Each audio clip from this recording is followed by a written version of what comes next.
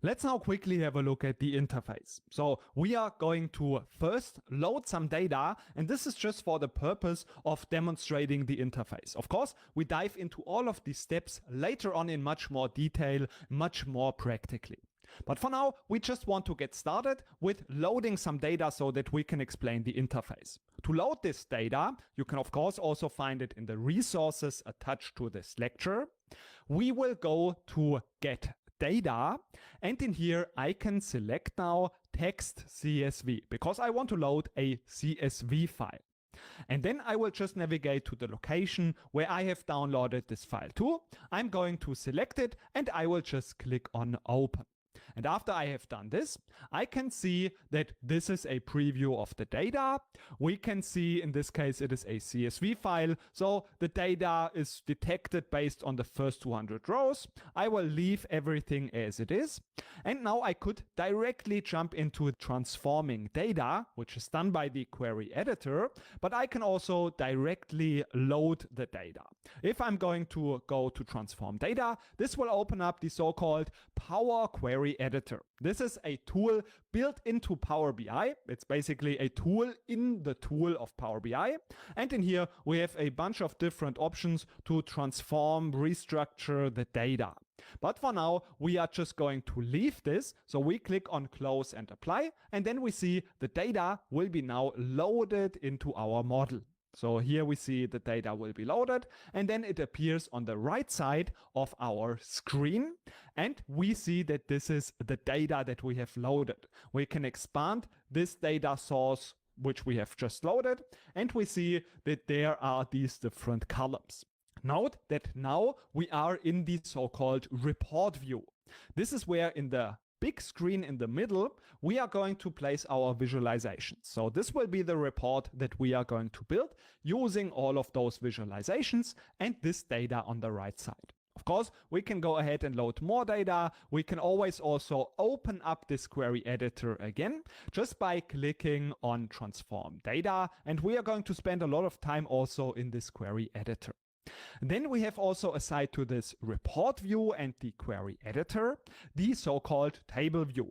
In here, we can also switch between the different data sources. So for now, we have only one table, but we can have an overview of the data in here. This is the purpose of this view. We can see how does the data look, what could I use, maybe there are some problems, what is the format, and so on and so forth. So just having an overview over the data. And then the last view is the so-called model view.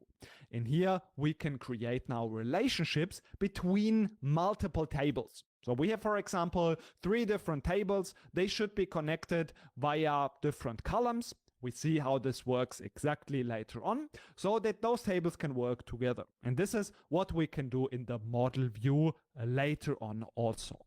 For now, we will just go back to the report view. This is where we build our report.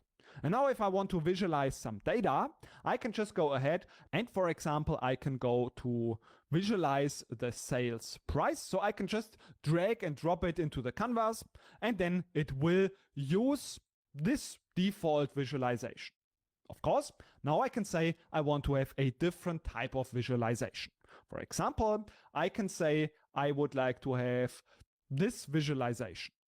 But before we move on from now, I want to also enable one preview feature.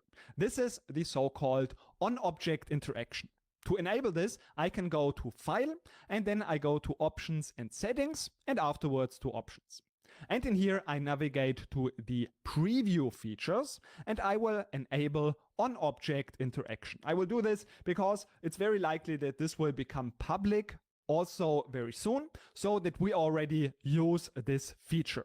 It might also be the case that when you are seeing this video, this feature is already a public feature, and then you don't see this under preview features, and your screen and the interface will look like the one that I'm going to show you now after the restart. So I will say OK, and now I have to restart Power BI. Therefore, I will close it. I can say I want to save the changes. Let's just call this file test, and then I will save it. And now if I launch Power BI again, I can immediately see that this is the file that I have used before. I can double click on it to immediately open up this version that we have saved before. And now in here I see that this looks a little bit different now. And this is the view that we want to use. So for example, in here, we can, if we select this visual, we can add something into the y-axis. For example, I want to see the sales price split up also into the area. So I can drag and drop the area into the axis, and then I will see it like this. But now I would like to use maybe this clustered bar chart. So I will see it on the right side, and also on the top I can just select one of those visualizations that I would like to use. And if you don't see this build visuals pane, for example, I can just close it.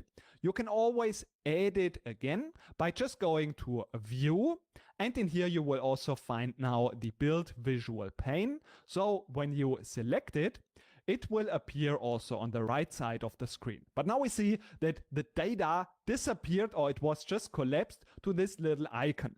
And now if I want to see both of them next to each other, I can go to the one that is currently not visible, for example, data.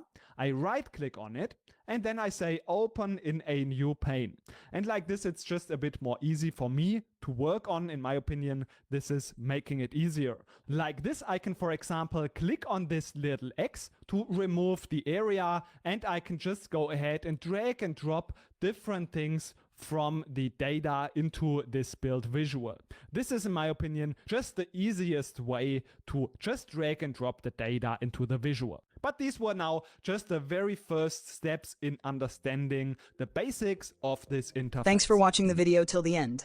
Please leave your thoughts below so we can discuss more about the topic. If you'd like to suggest a video that could help the community, feel free to message me on X or Instagram. We also share short videos on Instagram, so make sure to follow us there. Feel free to reach out. We'd love to hear from you, and might even create a video based on your suggestion.